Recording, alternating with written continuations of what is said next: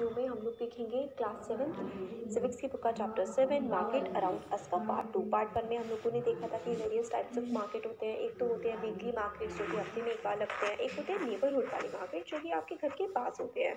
तीसरे type of market हमने देखा था मॉल्स होते हैं जहाँ पे काफ़ी एक्सपेंसिव चीज़ें मिलती हैं, शॉपिंग कॉम्प्लेक्सेस और मॉल्स के बारे में। अब हम लोग देखते हैं चेन्स ऑफ मार्केट। तो वही सामान जो हमारे पास आता है किस तरीके से, किस प्रोसेस के थ्रू हमारे पास पहुँचता है। इससे पहले के सेक्शन में हम लोगों ने अलग अलग मार्केट्स के बारे में देखा। तो भाई जो शॉप ओनर्स प्रोक्योर करते हैं, प्रोक्योर करने का मतलब है जो शॉप ओनर्स मतलब दुकानदारों के पास जो सामान आता है वो कहाँ से आता है। तो सामान जो है ना, गुड्स, वो फैक्ट्रीज में प्रोड्यूस होता है या फिर फार्म्स में, खेतों में प्रोड्यूस होता है ना। वो हम तक कैसे पहुंचता है। हाउएवर हम लोग डायरेक्टली फैक्ट्री से या फिर फार्म से तो खरीदते नहीं हैं। ना ही जो प्रोड्यूसर्स होते हैं, जो सामान बना रहे होते हैं, जिनके खेत होते हैं या फिर जो फैक्ट्रीज होती है, वो हमें डायरेक्ट बहुत ही स्मॉल क्वांटिटी में, मतलब एक अगर कैडबरी की फैक्ट्री है तो आप एक चॉकलेट खरीदने जाएंगे तो वो तो आपको नहीं देंगे। तो भाई किस तरीके से सामान बेचा जाता है और कैसे, कहाँ से प्रोसेस चलता है। तो जो लोग होते हैं ना, वो प्रोड्यूसर जो सामान बना रहा है और जो फाइनल कंज्यूमर यानी कि जैसे हम जो सामान खरीद रहे हैं, तो प्रोड्यूसर और कंज्यूमर के बीच में, ये हो गया प्रोड्यूसर जो सामान बना रहा है और कंज्यूमर जो उसको यूज़ कर रहा है, इन दोनों के बीच में होता है ट्रेडर जो कि हम लोगों को सामान बेच रहा होता है। तो प्रोड्यूसर जो है वो ट्रेडर को सामान बेचता है और ट्रेडर हमें सामान बेचते हैं, हम कंज्यूमर हैं। तो प्रोड्यूसर से जाता है ट्रेडर के पास और ट्रेडर से जाता है कंज्यूमर के पास।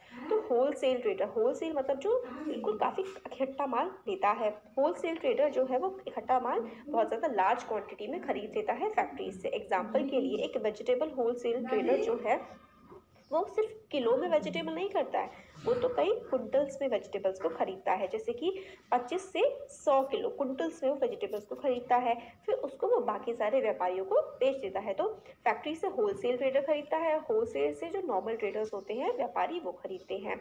ये मार्केट में बाइंग और सेलिंग जो है वो ट्रेडर्स के बीच में होती है, व्यापारियों के बीच में ही वो सामान खरीदते हैं और कोई खरीद के दोबारा से बेचता है। ये लिंक्स होता है ट्रेडर्स का, जो एक जगह से दूसरी जगह पर सामान पहुंचाते हैं। ट्रेडर्स जो है वो खुद फाइनली कंज्यूमर को बेच देता है। तो यहाँ पर होलसेल ट्रेडर से नॉर्मल ट्रेडर्स खरीदते हैं और ट्रेडर से कंज्यूमर जाकर के खरीद लेता है। और होलसेल ट्रेडर जो है वो फैक्ट्री वालों से खरीदते हैं। आ रहा है ना समझ। फैक्ट्री में सामान बना, फैक्ट्री से सामान खरीदते हैं होलसेल ट्रेडर्स जो इकट्ठा सामान खरीदते हैं। फिर होलसेल ट्रेडर जो होते हैं, इनसे बहुत सारे छोटे छोटे ट्रेडर्स सामान खरीदते हैं और इन छोटे ट्रेडर्स से हम लोग कंज्यूमर्स, जो कंज्यूमर का मतलब होता है जो सामान को खरीदता है, कंज्यूम करता है, यूज़ करता है, फिर हम लोग कंज्यूमर इस सामान को खरीद लेते हैं। तो पूरा का पूरा लिंक बनता है। तो चाहे वो ट्रेडर वीकली मार्केट का हो, चाहे वो हॉकर जो कि सामान रेडी पर बेच रहा है हमारी पड़ोस की शॉप का हो, या फिर कोई शॉपिंग कॉम्प्लेक्स का हो, ये सारा का सारा होलसेल ट्रेडर से ही सामान आता है। तो एक एग्जाम्पल से हम लोग समझते हैं, कोई भी शहर होता है उसका एक होलसेल का मार्केट होता है। वहाँ पर सामान जो है सबसे पहले पहुँचता है फैक्ट्री से, आप कह सकते हैं। रोड साइड हॉकर्स जो हैं, जिनके बारे में आप लोगों ने पढ़ा था कि जो जैसे कि प्लास्टिक का सामान हो गया या फिर जो भी है, वो सब लोग होलसेल ट्रेडर से ही खरीदते हैं। और जो है फिर एक से बिगर होल, एक बहुत बड़ा होलसेल ट्रेडर होगा, फिर उससे एक छोटा होलसेल ट्रेडर होगा, फिर उससे छोटा होगा और फिर बाकी सारे ट्रेडर्स होंगे। तो बहुत ही, एक ट्रेडर होगा जिसका खूब बड़ा गोदाम होगा, फिर एक ट्रेडर होगा उस बड़े गोदाम से ला करके अपने एरिया में। देखिए इस तरीके से चलता है। यहाँ पर अच्छे से समझिए, एक शहर है, सपोज करिए ए नाम का कोई भी शहर है, बहुत बड़ा शहर है, इतना बड़ा शहर है, तो मतलब कई किलोमीटर्स में वो शहर बसा हुआ है। अब एक एरिया होगा जहाँ पर बहुत सारा, मतलब होलसेल ट्रेडर सामान फैक्ट्री से ला रहा होगा। अब ये होलसेल ट्रेडर बहुत बड़ा है, यहाँ से छोटे छोटे होलसेल ट्रेडर्स अपना सामान मतलब इससे लेकर के जा रहे होंगे, और इन होलसेल ट्रेडर से जो छोटी दुकान वाले हैं वो सामान लेकर के जा रहे होंगे, फिर छोटी दुकान वालों से फिर हम लोग कंज्यूमर सामान लेकर के जाते हैं। तो चेन काफ़ी ज़्यादा बड़ी होती है।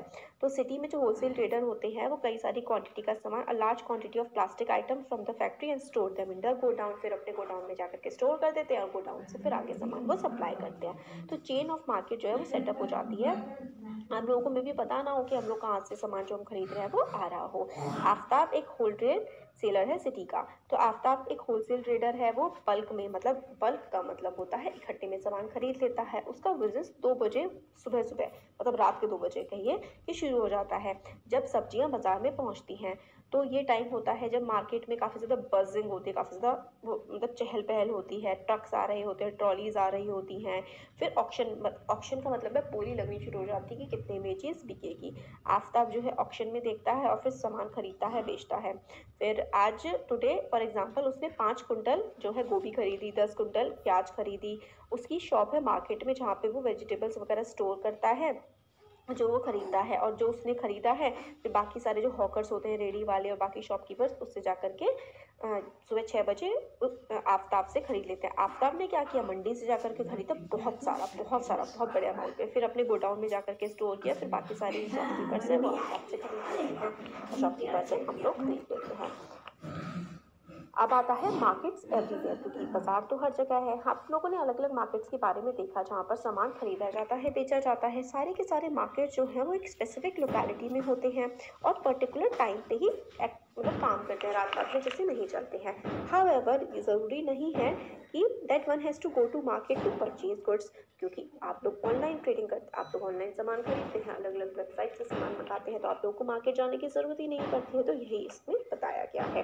ज़रूरी नहीं है कि आप सामान खरीदने के लिए मार्केट जाएं। आप लोग बहुत सारी चीज़ जो है फ़ोन पर भी ऑर्डर कर सकते हैं और इंटरनेट पे भी ऑर्डर कर सकते हैं, आपके घर सीधा पहुंच जाता है। जैसे कि जो क्लिनिक्स होते हैं, नर्सिंग होम होते हैं, आप लोगों ने वहाँ पर नोटिस किया होगा कि कुछ सेल्स पर्सन वहाँ पर होते हैं डॉक्टर्स को दवाइयाँ बेचने के लिए। तो ये सेलिंग ऑफ गुड्स, जब सामान बेच रहे होते हैं, ये बाइंग, खरीदना बेचना जो है अलग अलग वेज में होता है। ज़रूरी नहीं है कि सिर्फ और बाजार में सिर्फ दुकानों पर ही खरीदना बेचना चल रहा हो। आप लोग इंटरनेट से ऑनलाइन सामान मंगा सकते हैं, या फिर गोडाउन से आकर के सेल्स पर्सन होते हैं, वो डायरेक्ट जैसे डॉक्टर्स को अपनी दवाइयाँ बेच रहे होते हैं। मार्केट्स में हम लोगों ने देखा कि the markets that we look at above are the ones we recognise easily. जो मार्केट्स हम लोगों ने अभी इसके पहले देखे, जैसे मॉल्स या फिर मंडी वगैरह, हम ईजिली रिकॉग्नाइज कर लेते हैं। इसके अलावा काफ़ी सारे मार्केट्स ऐसे भी होते हैं जो हम रिकॉग्नाइज नहीं कर पाते, कि हमें पता नहीं होता ये मार्केट्स हैं। ऐसा इसलिए होता है, दिस इज़ बिकॉज काफ़ी सारे गुड्स जो हैं वो बॉट एंड सोल्ड होते हैं, खरीदे बेचे जाते हैं, that we don't use directly. हम लोग डायरेक्टली बहुत सारी चीज़ें इस्तेमाल नहीं करते, बट फिर भी वो खरीदी बेची जाती हैं। एग्जाम्पल के लिए एक फार्मर जो है वो फर्टिलाइज़र उर्वरक जो है, उसकी फसल अच्छी हो इसलिए फार्मर उसे खरीदता है। वो खरीदता है उसको स्पेशल शॉप से जो कि सिटी में होती हैं, और in turn get them from factory. तो फैक्ट्री से उन शॉप्स में फर्टिलाइज़र आते हैं और फर्टिलाइज़र को उन शॉप से फार्मर खरीद लेता है। अब फार्मर फर्टिलाइज़र खरीदता है, हमें तो ज़रूरत नहीं होती है, और हम तो उसकी जो वो फसल उगाता है फार्मर, उसका इस्तेमाल करते हैं। ऐसे ही एक कार की फैक्ट्री में फैक्ट्री का वाला एक इंजन, गियर, पेट्रोल का टैंक, एक्सल व्हील, ये सब खरीदता है, काफ़ी सारी, है ना, फ्रॉम वेरियस अदर फैक्ट्री। तो एक कार बनाने के लिए अलग अलग टायर, गियर वगैरह वो अलग अलग फैक्ट्रियों से खरीदते हैं, बट हम लोग ये सब चीज़ें नहीं खरीदते हैं। हम लोग तो फाइनल प्रोडक्ट एक कार खरीदते हैं। The story is similar for काफ़ी सारी चीज़ें के लिए, जैसे कि काफ़ी सारी और भी चीज़ें होती हैं जो हम उसके पार्ट्स नहीं खरीदते हैं, हम लोग उसको एज अ होल खरीदते हैं, है ना। जैसे कि हम लोग ने कार देखा, हम उसका इंजन या फिर उसके टायर अलग अलग नहीं खरीदते, हम पूरा मिला के खरीदते हैं, बट वो जो कार की कंपनी होती है उसने तो और कहीं से खरीदा होता है ना। अब मार्केट एंड इक्वालिटी, तो मार्केट और समानता, तो इसमें क्या है, इस चैप्टर में हम लोगों ने देखा कि अलग अलग शॉप ओनर्स होते हैं जो कि वीकली मार्केट के होते हैं या फिर जो शॉपिंग कॉम्प्लेक्स में होते हैं। ये लोग आपस में एक दूसरे से काफ़ी अलग होते हैं। जो मंडी में दुकानदार है वो एक स्मॉल ट्रेडर है, वो एक छोटा व्यापारी है, उसके पास काफ़ी कम पैसे हैं अपनी दुकान को चलाने के लिए, और काफ़ी कम पैसे होते हैं उसके पास खर्च करने के लिए। और बाकी जो शॉप्स मॉल्स वगैरह में होती है वो तो काफ़ी ज़्यादा कमाते हैं, है ना। तो और ये काफ़ी ज़्यादा मतलब अनइक्वल अर्निंग होती है। जो छोटी शॉप होती है उसके पास कम, उसकी कमाई कम होती है, जो बड़े बड़े कॉम्प्लेक्सेस होते हैं वहाँ पे दुकानदारों की कमाई काफ़ी ज़्यादा होती है। वीकली जो मार्केट होता है उसमें बहुत ही कम कमाता है एक पर्सन एज़ कम्पेयर टू जो कि रेगुलर, जो हमेशा रोज़ शॉप लगती है उसके, जो या फिर जो शॉपिंग कॉम्प्लेक्स होते हैं बड़े बड़े, उनसे एक रेडी वाला काफ़ी कम कमाता है। सिमिलरली जो सामान खरीदने वाले लोग होते हैं वो भी काफ़ी अलग अलग होते हैं। कुछ होते हैं जो कि बहुत ही सस्ता सामान भी अफोर्ड नहीं कर पाते, चीप का मतलब होता है सस्ता। रेडी का सामान भी कुछ लोग अफोर्ड नहीं कर सकते, नहीं खरीद सकते। कुछ लोग बहुत ज़्यादा शॉपिंग मॉल्स में बड़े बड़े महंगी महंगी चीज़ें खरीदते हैं। चाहे कोई बायर हो, बेचने वाला हो या खरीदने वाला हो, वो डिपेंड करता है कि उसके पास कितना पैसा है, कितनी मनी है, उसके हिसाब से ही वो चीज़ें खरीदता है या फिर बेचता है। हम लोगों ने एग्जामिन किए कि काफ़ी सारे मार्केट की चेन होती है इस form before goods can reach अस, मतलब सामान तक पहुँचे उससे पहले मार्केट की काफ़ी बड़ी चेन होती है। देखिए मार्केट, शॉपिंग कॉम्प्लेक्स, मॉल्स वगैरह। तो ये जो चेन होती है ये अलग अलग लोगों से होते हुए हम तक पहुंचती है, और फिर when things are sold it encourages production and new opportunities are created for people to earn. तो अगर सामान बिकता है तो फिर वही सामान की दोबारा से डिमांड आती है, वो दोबारा से बनता है, इससे ही क्या होता है, इकोनॉमी चलती रहती है और सामान बनता रहता है और सामान बिकता रहता है। However do they offer equal opportunities, तो क्या सामान बिक रहा है, खरीदा जा रहा है, क्या सबके लिए बराबर अपॉर्चुनिटीज इससे मिल रही है? ये चीज़ हम लोग we will try to understand this story through the story of shirt in the next chapter. तो शर्ट की स्टोरी से हम लोग नेक्स्ट चैप्टर में समझेंगे कि जो सामान खरीदा जा रहा है, जो सामान बिक रहा है, क्या सबके लिए इक्वल अपॉर्चुनिटीज ये प्रोवाइड कर रहा है, हर इंसान को बराबर फायदा हो रहा है चीज़ों के बिकने से और खरीदे जाने से। तो ये हम लोग नेक्स्ट चैप्टर में पढ़ने वाले हैं। तो ये एसडीजी का मतलब होता है सस्टेनेबल डेवलपमेंट गोल। तो सस्टेनेबल डेवलपमेंट गोल का गोल नंबर 12 है रिस्पॉन्सिबल कंजम्पशन एंड प्रोडक्शन। तो ensure sustainable consumption and production pattern. Consumption का मतलब होता है किसी चीज़ का इस्तेमाल करना, प्रोडक्शन का मतलब होता है किसी चीज़ को बनाना।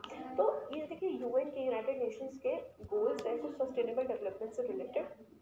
2015 में इन गोल्स को अपनाया गया था ताकि हम इनको अचीव कर पाएँ। तो सस्टेनेबल डेवलपमेंट गोल 12 कहता है रिस्पॉन्सिबल कंजम्पशन एंड प्रोडक्शन। तो आप जो बना रहे हैं वो रिस्पॉन्सिबल हो, कोई आपकी इतनी ज़्यादा फालतू ना बना दे, इतनी ज़्यादा महंगी ना बना दे जो अफोर्ड ही ना कर पाए लोग, और कंजम्पशन हम ऐसे करें कि हम वेस्ट को जनरेट कम से कम करें। तो ये हमारे चैप्टर का एंड है यहाँ पर।